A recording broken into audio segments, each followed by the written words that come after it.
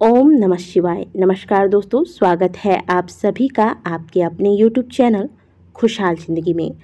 सबसे पहले तो आप सभी बहनों को करवा चौथ व्रत की बहुत सारी शुभकामनाएं। भगवान भोलेनाथ, माता पार्वती तथा करवा माता की कृपा से आप सभी के जीवन में ये दिन बार बार आए। हर साल आप सभी इसी प्रकार से 16 श्रृंगार करके माता की पूजा अर्चना करें। सबका सुहाग अमर रहे। भगवान भोलेनाथ, माता पार्वती की कृपा से सबकी जोड़ी बनी रहे। अब बात करते हैं आज के वीडियो की कि आज के वीडियो में आपको क्या जानकारियां प्राप्त होने वाली है। दोस्तों, आज के पूजा में सबसे जरूरी है पूजा का मुहूर्त।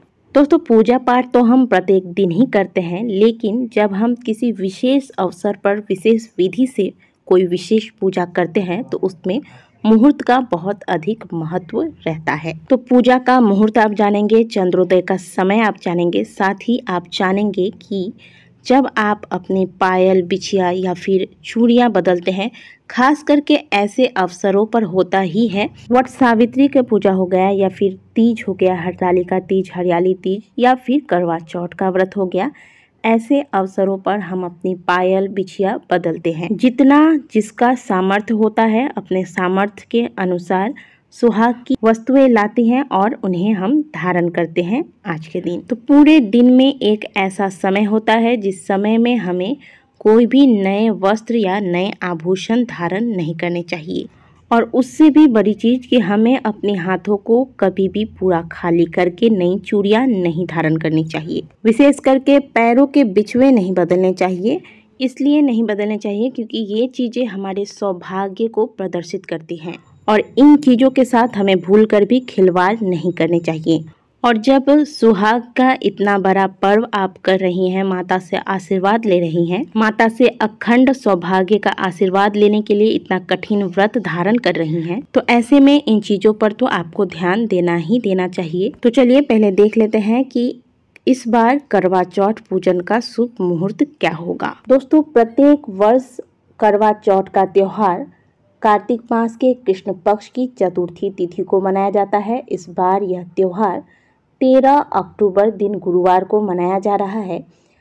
इस दिन पूजा का शुभ मुहूर्त होगा शाम 5:54 से लेकर शाम 7:03 तक। तो पूजा करने के लिए जो आपको शुभ मुहूर्त प्राप्त हो रहा है उसकी अवधि होगी 1 घंटा 9 मिनट तक। इस बीच आपको करवा माता की पूजा और शिव परिवार की जो पूजा पाठ आप करते हैं, कथा श्रवण करते हैं, आरती करते हैं, वो सारी चीज़ें संपन्न कर लेनी है। आज के दिन पूजा पाठ के दौरान थोड़ा ज़्यादा समय लग जाता है। ऐसे में यदि आप शुभ मुहूर्त में पूजा आरंभ कर देते हैं, इसके बाद जो मुहूर्त आपको बताया गया है वो मुहूर्त समाप्त हो जाने पर भी आपको चिंता करने की कोई बात नहीं है, क्योंकि आपने पूजा जो है शुभ मुहूर्त में आरंभ कर दिया है।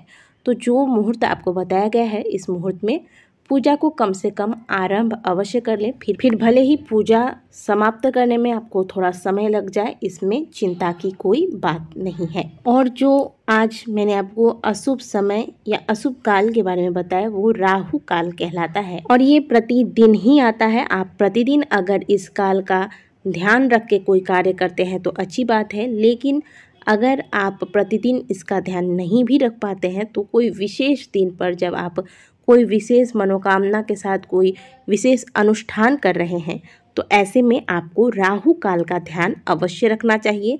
और करवा चौथ का व्रत सभी महिलाओं के लिए कितना विशेष होता है यह तो बताने की कोई आवश्यकता ही नहीं है। इसलिए इस दौरान आपको राहु काल का ख्याल रखना है।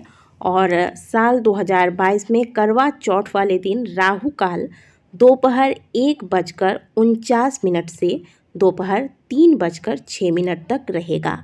इस दौरान आपको कोई भी पूजा पाठ नहीं करना है, कोई भी नए आभूषण, खास करके जो सौभाग्य से जुड़ी हुई चीज़ें होती हैं, बिछुआ, पायल, चूड़ी, बिंदी, ये चीज़ें ना ही आपको उतारनी है और ना ही इन्हें धारण करनी है, क्योंकि सौभाग्य से जुड़ा हुआ इतना बड़ा त्योहार है। तो आपको इन बातों का ध्यान आज के दिन अवश्य रखना है। तो अब बात करते हैं चंद्रोदय की, जिसके बिना यह पूजा या व्रत पूर्ण ही नहीं होता है, क्योंकि करवा चौथ की पूजा अर्चना जब आप करते हैं, कथा श्रवण करते हैं, इसके पश्चात आप चंद्रदेव की पूजा करते हैं, उन्हें अर्घ देते हैं और फिर पति पूजन के साथ पति के द्वारा जल ग्रहण करने के पश्चात इस व्रत का समापन किया जाता है। इसलिए चंद्रोदय का बड़ा ही विशेष महत्व होता है आज के दिन।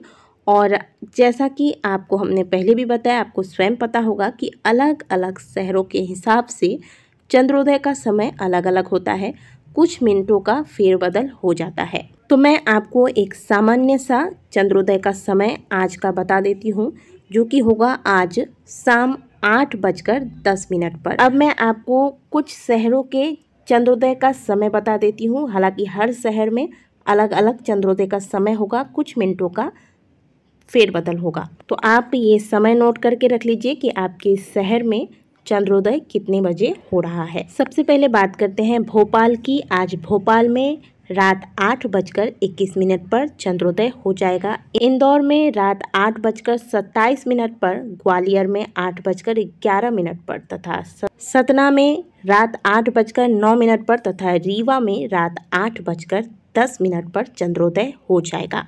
दिल्ली में रात 8:09 पर, नोएडा में रात 8:08 पर, मुंबई में रात 8:48 पर, जयपुर में रात 8:18 पर, देहरादून में रात 8:02 पर, लखनऊ में रात 7:59 पर, शिमला में 8:03 पर, गांधीनगर में रात 8:51 पर, अहमदाबाद में रात 8:41 पर, कोलकाता में रात 7:37 पर चंद्रोदय हो जाएगा। पटना में शाम 7:44 पर, प्रयागराज में 7:59 पर, कानपुर में 8:02 पर, चंडीगढ़ में रात 8:06 पर, लुधियाना में 8:10 पर, जम्मू में 8:08 पर, बेंगलुरु में 8:40 पर, गुरुग्राम में 8:21 पर चंद्रोदय का समय होगा। इसके अलावा असम में शाम 7:11 पर चंद्रोदय का समय रहेगा।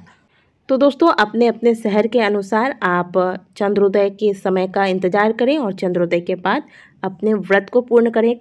इसके अलावा कुछ स्थानों पर खराब मौसम की वजह से चंद्रोदय देर से भी हो सकता है। ऐसे में घबराएं नहीं और चंद्रोदय का इंतजार करें। जैसे ही चंद्र दर्शन आपको होते हैं, चंद्रोदय होता है, तुरंत आप अपने व्रत को पूर्ण करें, देर ना करें। एक बार फिर से आप सभी को करवा चौथ की बहुत सारी शुभकामनाएं। वीडियो अच्छी लगी हो तो वीडियो को लाइक जरूर कीजिएगा। कमेंट बॉक्स में हर हर महादेव अवश्य लिखिएगा। मिलते हैं आपसे अगले वीडियो में, तब तक के लिए ओम नमः शिवाय, हर हर महादेव।